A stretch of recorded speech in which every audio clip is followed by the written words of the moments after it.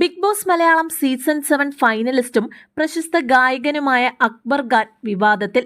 വിവാഹിതനായ താരം പ്രമുഖ dating ആപ്പായ ടിൻഡറിൽ സജീവമാണെന്നും അപരിചിതരായ പെൺകുട്ടികളുമായി chat ചെയ്യുകയും ഫോൺ നമ്പർ കൈമാറുകയും ചെയ്യുന്നുണ്ടെന്നും വെളിപ്പെടുത്തലുമായി ഇൻഫ്ലുവൻസർ ഫസ്മിന സാക്കിറാണ് രംഗത്തെത്തിയത്.